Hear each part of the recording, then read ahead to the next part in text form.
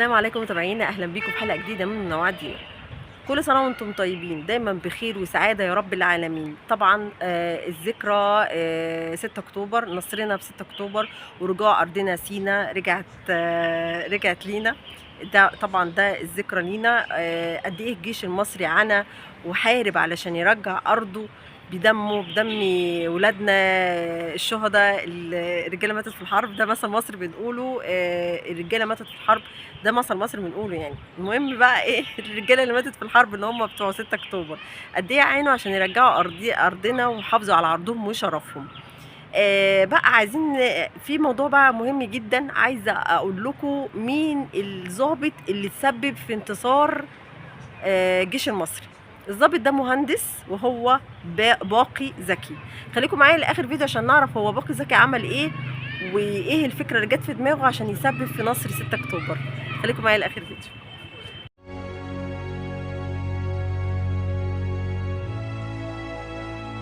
الجيش المصري خير جنود الارض ومفيش حاجه تقف قدامهم، ولكن في حاجات كده عقبات كانت بتقف قدامهم، زي مثلا في 6 اكتوبر في يوم في سنه 73 ومن ايام 67 ايام حرب الاستنزاف. الحاجه اللي كانت واقفه قدامهم اللي هو خط بارليف.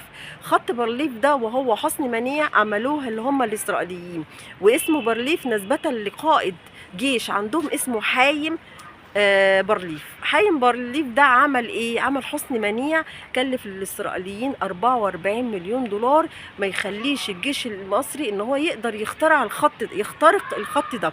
ليه؟ لان الخط ده كان متغطي بساتر ترابي عالي، وكان عباره عن 22 يعني الساتر الترابي كان 22 متر، وكان الحصن اللي هو البرليف ده كان عباره عن 22 نقطه. كل نقطة كان من حواليها أسلاك شائكة، وكان عاملين حاجة ضد الرشاشات وحاجات ضد القنابل المصرية ما يقدروش يخترقوها. فطبعا المصريين عايزين يعدوا يعملوا ايه ومعاهم معدات، والخط ده كعقبة قدامهم.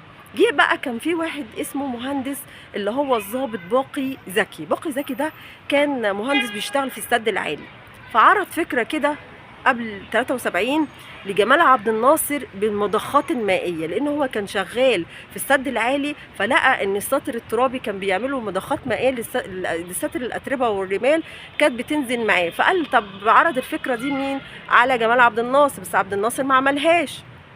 الفكره دي انتشرت عند الجيش المصري، والجيش المصري بدأ ان هم يعني ينفذوا الفكرة دي ايام السادات.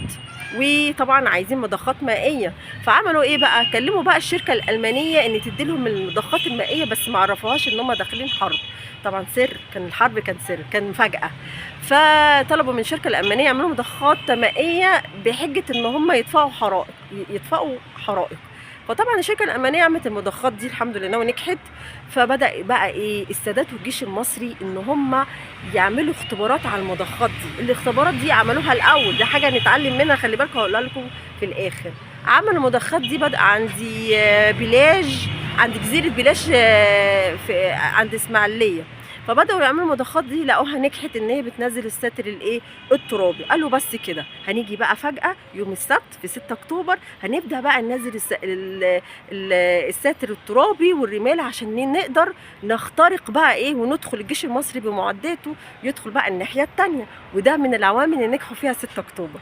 فعلا الموضوع نجح، واول ما الجيش المصري عدى طبعا كبر فرحانين لانها جت فجاه، ان هم نجحوا وقدروا ان هم يوقعوا الساتر التراب، وده يرجع لفضل الله سبحانه وتعالى. والضابط المهندس اللي هو باقي زكي. وعايزه اقول لكم حاجه، ان نتعلم من الموضوع ده. طبعا 6 اكتوبر كانت فجأة للعالم كله، بدليل ان الجيش المصري لما اتكلم الشركه الالمانيه عشان يعملوا مضخات ما عرفوش ان هم داخلين حرب. فاي حاجه دي حاجه نتعلمها. الحاجه التانية ان انت داخل اي حاجه لازم تخطط لها، عشان تنجح لازم تخطط. الجيش المصري عمل كده، فهو خطط. وكمان 6 اكتوبر في وقت 73 كان في تعاون ما بين العرب. كانت مصر بتحارب بترد ارضها في سيناء، وكان في جزيره وهضبه الجولان في سوريا كان توقيت، كانوا عمالين يضربوا اضرب اضرب اضرب اضرب، فما ادوش فرصه للعدو.